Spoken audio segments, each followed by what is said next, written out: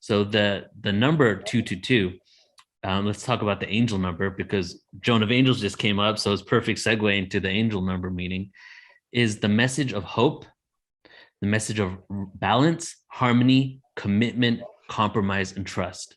Okay. So let's break that down. I call myself a hopeless hopeful, because no matter what happens, I'm always hopeful. Like I always, and not only it's just default within me, but just studying the cycles of time, the galactic calendar, the upliftment in consciousness, looking at all these ancient prophecies about the return of the Messiah, which is truly the return of the Messiah within, manifested in an external personified story of something outside of us. Knowing this makes me realize that we are shifting in consciousness no matter what. So when I see chaos, all I see is opportunity. When I see darkness, all I see is the potential to live in the light. When I see struggle, all I see is the necessary pains that are needed for us to get these growing pains so that we can truly be the caretakers of the planet, have true connection with ourselves, have true connection with each other, and move forward into a world that we all know is possible. So ultimately, hope is the bottom line of why we continue this work. If it was hopeless, why would we even do it, right? And then balance and harmony. So we're moving from the fourth dimension, being time, the astral realm, to the fifth dimension, in which you're given an extra point of time. In the fourth dimension, there's 2 points of time, beginning and end, linearity. In the fifth dimension, you have an extra point. What do you have now? You have a triangle. You have the integration point, right? And this goes into the story of the Lyrans even, and how they wanted to create an integration point Earth, a fifth dimensional Garden of Eden with 3 points. And our goal, or our ultimate future, is going to be, how do we maintain a consciousness of balance and singularity while we exist within the duality experience? And that's where we're moving towards, being the integration point. So balance is truly what it's all about, right? How do we not have these emotional triggers and react to people, but really have balanced, rational, heart-centered conversations? These are the things that we need to ask ourselves. And then harmony, breaking down all the angelic meanings here. Harmony is what it's all about. When we talk about higher dimensions, right? Breaking down higher dimensions is only a construct of the age that we're in. We're in this age, we have been in this age of hierarchy and authority. What is the age of hierarchy? The age of hierarchy is literally that we have created people that have power over us and people have power over them. That is the age for the last couple of thousand years. And then we have the age of authority, the age in which we give up our power to authority. Well, that age has ended. We don't need that anymore.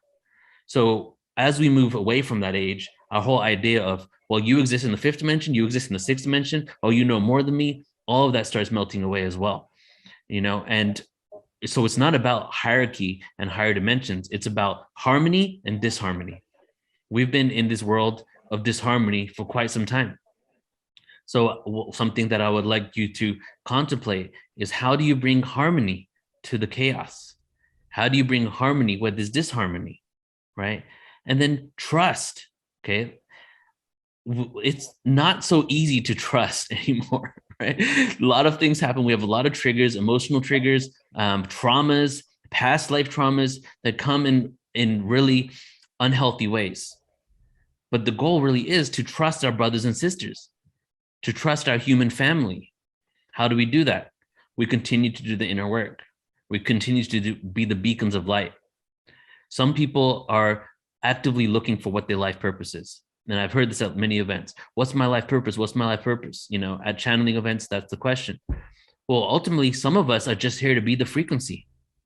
If we would, rather than having to have a life purpose that is so external to us, or might not be truly external, but is about doing, about action, but we all took the steps needed to be at peace with ourselves, love ourselves, and to come from a place of non-reaction so we can communicate properly with each other. And if over 50% of the world did that, what a beautiful world we will live in.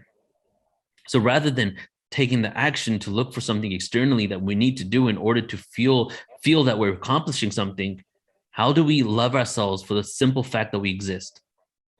How do we not have to rely on our activities to give ourselves the respect that we need for just the fact that we're humans having a human, we're spirits having a human experience.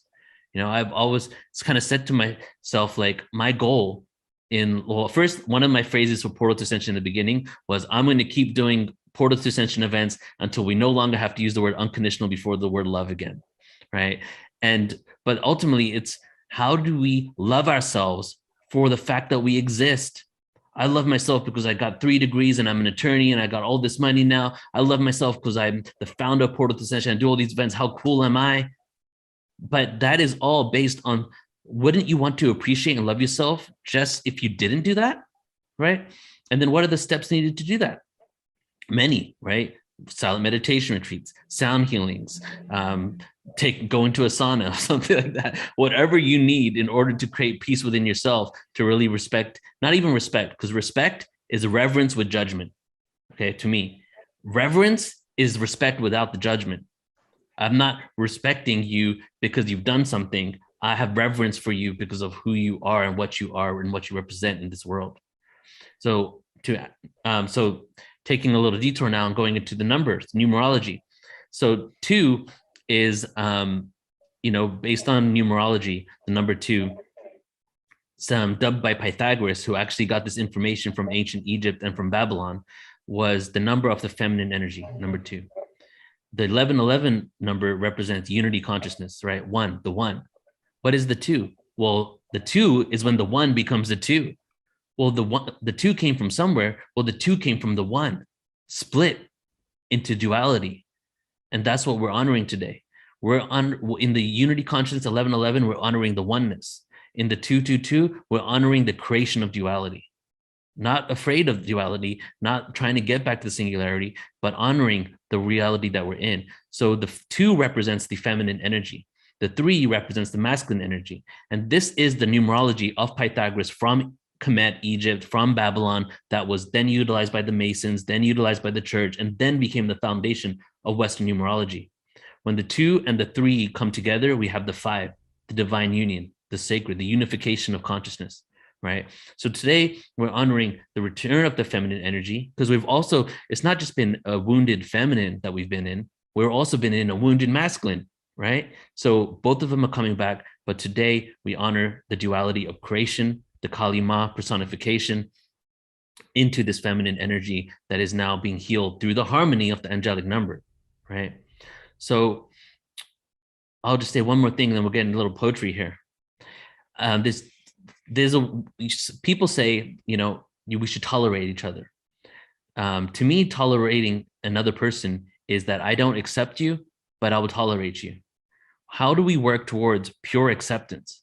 But acceptance doesn't mean that we accept the belief systems that we maybe don't resonate with, but we accept people and we come to a common understanding, realizing that we have more in common with each other than we have that are different, right? How do we realize that we have so much more in common with each other than all the differences? And one of the biggest things ever is that we're rotating around this sun together on this planet, so with seemingly not even realizing where the extraterrestrial life is outside of us. Right? With so many animals and insects on this planet, our goal is to come to harmony with all of it, live in peace with all of the creations on Earth. I feel that many extraterrestrial, interdimensional beings have donated DNA to this earthly experience, right? And that's why we're the biggest light show. They're observing their own ancestors become them.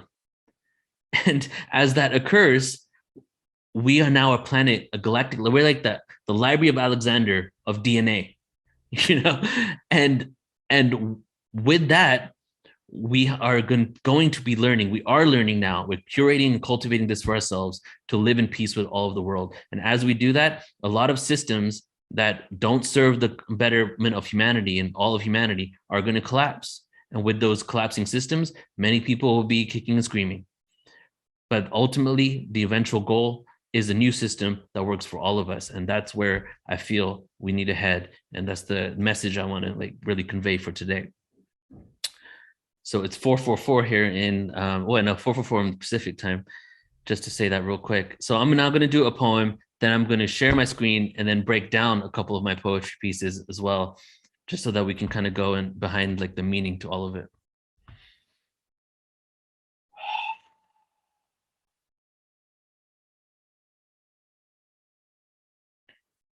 So let me ask you, everybody, are we one yet? Going back to source. No remorse when reinforce the course that we all endorse. Unconditional love. It's the highest vibration, a gift from above. Desolation of separation, we must be the ones to say this is enough. You see, the third dimension, man, it was meant to be tough. There is no captivity, so unlock the cuffs, move away from hate and lust. Our thoughts begin to shift the earth's crust into a straight axis. Just like in Atlantis, stop causing damage and learn to manage self-realization. When people start to vanish, when we change our intentions and join the like-minded souls in the fifth dimension, this is the beginning of our oversoul mission. What is it that you envision for the future incarnations? The Christ consciousness has arisen. Tear this perception of being in prison, this industrial system, slumber of opposites. Duality where we get lost and forget how to circumvent and achieve liberation. The curiosity won't last for long at all. As we move to the aquatic age, break free from the third dimensional cage of limitations, Freemasons being misplaced in this illusionary reality. Governing authorities, there will be no more war. Co-creator, love ambassador, open the doors. Life isn't supposed to be a chore. No getting on your knees, worshiping entities from the floor. The message is simple, man, we don't need to know anymore. We are the ones that we've been waiting for. We are the ones that we've been waiting for. We are the ones. We are the ones.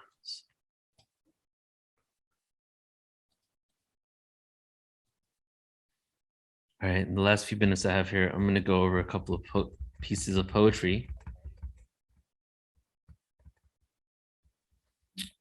Let's do this.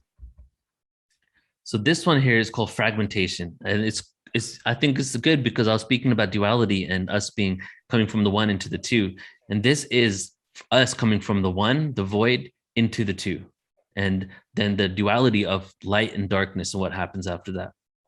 So fragmentation. Take a little sip of water. The void. In the beginning, there were no words, no concept, no winning, no place, no time, no description, no label, and no finishing, until awareness became conscious of itself. Separation from source, no east, no west, no south or north. Not to mention there never existed a dimension or ascension or physical lessons except for the 0 point. There was no Christ to anoint. Singularity, energy, frequency raised vibrationally, paradoxically into limitation of what only the 5 senses can see. No linearity, no anarchy, no galaxies, no nebulae, no jobs, no nature, no materialism, no political lies, until darkness finally fragmented from the light, using free will to see through the night. The darkness. I take the anxiety pill full of fright, in my bed insecure from the conspiracy that might take over my mind, control me with a chip inside, scared and full of fear. That is the reason why we are here. To the star system of Arcturus I stare and recite my cosmic prayers, self-empowered, the fabric of victim consciousness. I tear the light. You see, everyone? The destination has already been chosen. It's the journey that counts. Every day we transcend, no doubt, living in the now, realizing it's all a projection of a co-creation of our own subconscious mind, channel energy through the heart, remembrance of the divine, take apart my ego and restart my life in any moment. I'm going home, traveling across a black intergalactic ocean. I took the psychedelic potion and now I'm awoken. To the streets we take the spoken word. Fly high, levitate the God inside. I'm free like a bird, cosmic oneness integrating in my being, a full spectrum being. In alignment with the purity confined, ranges of frequencies inhibit what we are seeing. I shift what I choose to believe in. Fuel my light body for the ether I'm fiending. Fuel my light body for the ether I'm fiending. Let's do one last one here. Let's do 2 last ones.